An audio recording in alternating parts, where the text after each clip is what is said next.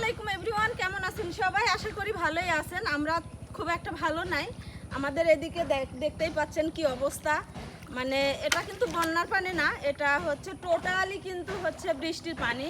তো আপনাদের কি অবস্থা, আপনাদের এলাকায় কি অবস্থা একটু জানাবেন। আর আমাদের এদিকে এই যে দেখেন পানিতে একদম মানে জায়গা জমি সব ডুবে যাচ্ছে।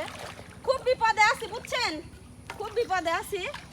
কারণ হলো আমাদের হচ্ছে ছাগল আছে, তো আমাদের যাদের ছাগল আছে তাদের মানে বিশাল রকমের বিপদ। কারণ হলো যে হচ্ছে সব যদি জমি জমা ডুবে যায় পানিতে, তাহলে ছাগলের ঘাস কোথায় পাবো বলেন? ঘাস কেটে খাওয়াবো কেমনে কেমনে? তো ছাগল নিয়ে ভীষণ বিপদে আছি, মানে কিচ্ছু নেই খাওয়ানোর মতন, ঠিক আছে?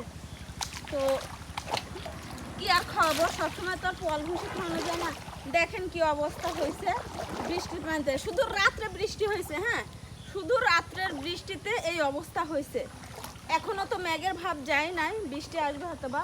এটা কিন্তু নিচু জমি, একদম পুকুরের মতো হয়ে গেছে। আর ওইটা আমাদের অনেক উপরে জমি। তারপরে দেখুন উপরে উঠে যাচ্ছে পানি, হ্যাঁ। তো ওই উপরে যদি উঠে যায় তাহলে কিন্তু বাড়িতে পানি হয়ে যাবে, বাড়িতে চলে যাবে পানি, ঠিক আছে? তো আমাদের জন্য বিশেষ করে দোয়া করবেন যেন আল্লাহ তাআলা এমন কোনো গজব না দেয় যেন আমাদের অনেক বিপদের মুখে পড়তে হয়। এমনিতে অনেক বিপদে আছি, ঠিক আছে? এমনিতে অনেক বিপদে আছি। এই যে দেখেন এই গাছপালাতে যে পানি জমছে, এই গাছগুলো কিন্তু মরে যাবে, ঠিক আছে? বেশি পানি বাইরে থাকলে গাছ মরে যাবে, তাই না মিশু?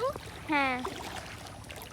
তো আমরা এখন এই পানির মধ্যে নামছি মাছ মারার জন্যে। মাছ মারবো, ঠিক আছে?